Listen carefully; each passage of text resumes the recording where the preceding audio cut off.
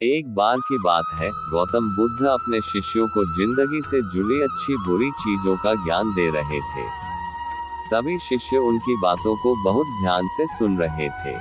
उन सभी में एक शिष्य ऐसा था जिसे प्रश्न पूछने की बहुत आदत थी। वो उठकर गौतम बुद्ध के पास गया और उनसे बोला, आप हमें जिंदगी के बारे में जो कुछ सिखा रहे हैं उस सब का क्या फायदा, क्योंकि हम में से बहुत से बच्चों को ये भी नहीं पता कि हमारे जीवन का मूल्य क्या है और ये जीवन हमारे लिए कितना कीमती है। पहले आप हमें ये बताइए कि इस जीवन का मूल्य क्या है। अपने शिष्य की बात सुनकर गौतम बुद्ध अपने कक्ष में गए और एक चमकता हुआ पत्थर का टुकड़ा लेकर आए।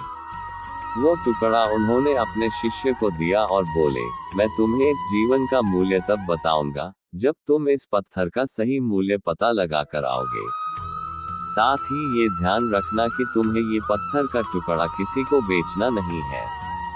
गौतम बुद्ध की बात मानकर वो शिष्य बाजार की तरफ चला गया। बाजार में सबसे पहले उसकी नजर एक फल बेचने वाले पर पड़ी और उसने वो पत्थर उस फल वाले को दिखाया और बोला, इस पत्थर के बदले आप मुझे कितने फल दे सकते हो। फल वाला बोला, ये पत्थर कुछ खास तो नहीं है, लेकिन फिर भी इसके बदले में तुम्हें 10 केले दे सकता हूँ। वो शिष्य उस पत्थर को लेकर आगे चला गया। फिर उसे एक सब्जी वाला मिला। शिष्य ने उस सब्जी वाले से उस पत्थर की कीमत पूछी। सब्जी वाले ने उस पत्थर को ध्यान से देखा और बोला, इस पत्थर की कीमत के बदले में तुम्हें ज्यादा से ज्यादा एक बोरी भरकर सब्जियां दे सकता हूँ।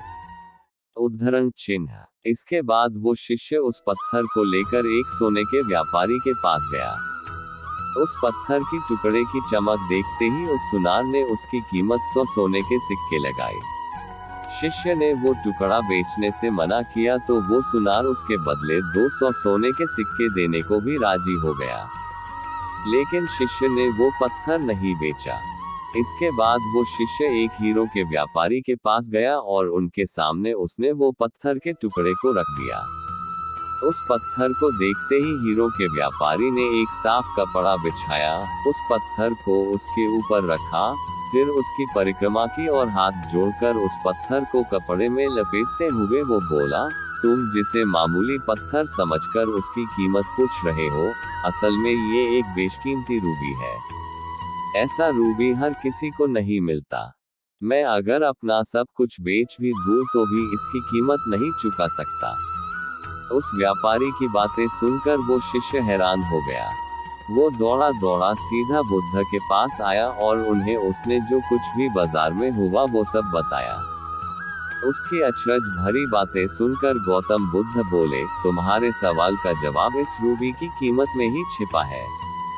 हमारा जीवन भी एक रूबी है, रूबी की तरह ये भी बेशकीमती है, लेकिन हम इस बात को हमेशा नजरअंदाज करते हैं और अपने जीवन का मूल्य नहीं समझते।